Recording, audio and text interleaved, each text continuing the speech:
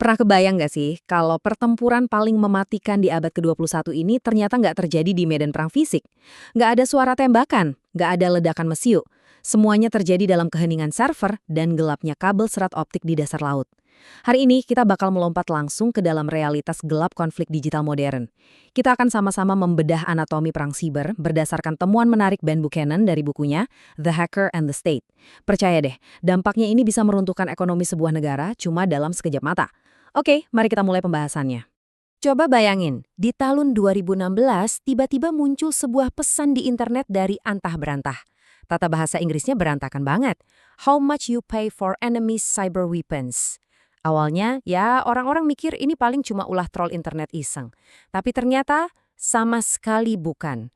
Akun misterius bernama The Shadow Brokers ini sukses mengirimkan gelombang kejut ke seluruh badan intelijen dunia. Kenapa? Karena mereka membocorkan gudang senjata cyber rahasia, semacam koleksi alat peretasan super canggih milik NSA yang saking kuatnya sampai dijuluki dinamit digital. Dan gilanya lagi, senjata ini tiba-tiba dibagikan gratis, yang ujung-ujungnya menyebabkan kerugian global hingga belasan miliar dolar. Nah, ini membawa kita ke bagian pertama, ledakan dinamit dunia digital. Kebocoran Shadow Brokers tadi benar-benar menghancurkan semua asumsi dasar kita soal perang siber. Jujur aja, pemahaman kita soal ini kan sering banget dibentuk sama mitos Hollywood ya. Kayak film War Games di tahun 83 itu loh, yang bikin kita mikir kalau perang siber itu bentuknya satu serangan masif yang langsung memicu kiamat peradaban, persis kayak peluncuran rudal nuklir. Tapi realitas geopolitiknya jauh-jauh lebih senyap. Realitasnya adalah pertempuran tingkat rendah yang terjadi setiap hari. Ini tuh pertempuran tak kasat mata antar negara yang kerjaannya mencuri data, merusak infrastruktur, dan saling melemahkan tanpa pernah benar-benar mendeklarasikan perang secara resmi. Lanjut ke bagian kedua, seni membentuk ulang geopolitik. Biar gampang, coba deh bayangin hubungan internasional itu kayak permainan poker dengan taruhan yang super tinggi. Para akademisi ngebaginya jadi dua teori utama nih, signaling dan shaping. Signaling itu ibarat Anda secara terang-terangan ngasih petunjuk soal kartu Anda ke lawan. Ya, kayak ngerahin batalion tank ke perbatasan biar musuh ketakutan. Sebaliknya, shaping itu adalah seni nyusun tumpukan kartu tanpa terlihat atau diam-diam mencuri kartu lawan dari bawah meja. Nggak ada satupun yang sadar apa yang terjadi, tahu-tahu Anda udah memenangkan seluruh taruhannya.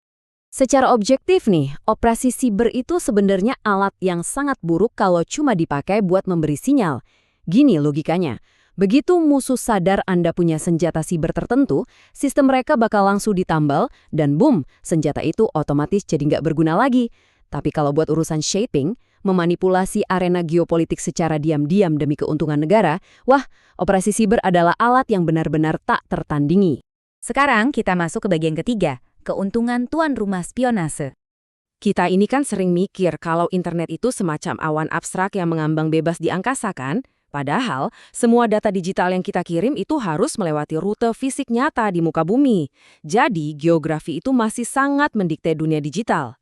Disinilah aliansi intelijen Five Eyes yang dipelopori AS dan sekutunya punya keunggulan luar biasa. Mereka mendominasi pengumpulan data lewat posisi strategis di kabel-kabel serat optik bawah laut. Ditambah lagi, mereka punya kemitraan kuat dengan pusat telekomunikasi. Contohnya menara tanpa jendela Titan Point di New York, tempat di mana urat nadi internet disadap. Bisa dibilang secara harfiah, merekalah tuan rumah dari internet ini. Terus yang jadi pertanyaan, gimana nasib negara yang nggak punya keuntungan tuan rumah semacam itu? Kita ambil Tiongkok sebagai contoh. Karena mereka nggak punya kemampuan buat menyadap kabel pusat secara langsung, kelompok pertas sponsor negaranya, seperti APT1, akhirnya dipaksa main lebih agresif lewat strategi brute force. Mereka ngirim banjir email spear phishing, penipuan kejutaan target, menalamkan alat kendali rahasia, terus bergerak menyusup pelan-pelan melintasi jaringan buat nyuri informasi. Intinya, ini adalah strategi kerja keras untuk tetap bisa relevan di dalam permainan shaping tadi. Kita sampai di bagian keempat, sabotase fisik jaringan cyber. Seiring berjalannya waktu, ambisi para peretas ini nggak cuma berhenti di urusan spionase aja loh. Kode komputer sekarang bukan cuma sekedar meretas layar, tapi benar-benar bisa menghancurkan baja. Kalian tahu soal Stuxnet, cacing komputer super canggih yang dikembangkan secara rahasia oleh AS dan Israel ini adalah buktinya. Kode ini menyusup ke fasilitas nuklir Iran, mengambil alih sistem, dan memaksa mesin-mesin sentrifugal uranium di sana berputar di luar batas sampai hancur lebur. Sementara itu, layar operator di sana nunjukin seolah-olah semuanya aman-aman aja. benar-benar bukti nyata kalau serangan digital bisa melumpuhkan infrastruktur fisik. Dan ngerinya, ini nggak cuma terjadi di fasilitas militer rahasia. Coba bayangin kejadian di musim dingin 2015. Ada seorang insinyur listrik di Ukraina yang cuma bisa duduk terdiam sambil merinding, ngelihat kursor mouse di layarnya bergerak sendiri. Peretas Rusia pakai kredensial curian buat masuk ke jaringan utilitas energi Ukraina. Menggerakkan kursor itu, lalu klik, mereka membuka pemutus arus secara manual. Seketika listrik untuk ratusan ribu warga padam total. Sebagian negara tersebut langsung tenggelam dalam kegelapan di tengah suhu yang membeku. Gila kan? Nah, rentetan kejadian tadi membawa kita ke bagian kelima, era destabilisasi tanpa batas. Peristiwa-peristiwa tadi benar-benar menyeret kita masuk ke zaman yang kacau. Zaman di mana serangan siber perlahan ninggalin yang namanya akurasi bedah dan beralih ke kerusakan massal yang membabi buta. Coba kita lihat polanya. Dari operasi mata-mata senyap di tahun 90-an, bergeser ke sabotase presisi di awal 2010-an kayak Stuxnet tadi, tapi masuk ke tahun 2017, wah, batas-batas kelayakan tuh rasanya udah runtuh. Kita mulai ngelihat operasi brutal yang nyiptain kekacauan di mana-mana. Mulai dari peretasan Sony oleh Korea Utara, sampai serangan ransomware liar dari Rusia bernama NotPetya yang menyebar tak terkendali ke seluruh dunia. 10 miliar dolar. Untuk memberi sedikit perspektif, itu adalah total kerugian finansial global cuma gara-gara NotPetya. Dan tahu nggak apa yang bikin ini kerasa sangat ironis sekaligus nakutin?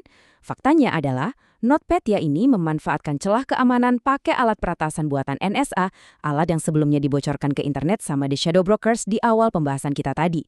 Jadi, alat siber canggih milik sebuah negara akhirnya jadi senjata makan tuan yang melumpuhkan bisnis, pelabuhan, sampai rumah sakit di seluruh dunia secara acak. Kita tiba di bagian penutup, bagian ke-6, normal baru geopolitik kita. Kalau kita menyatukan semua benang merah dari spionase sampai sabotase tadi, kita bakal sampai pada satu kesimpulan soal normal baru kita hari ini. Cepat atau lambat, setiap negara akan dipaksa terlibat dalam permainan bayangan ini.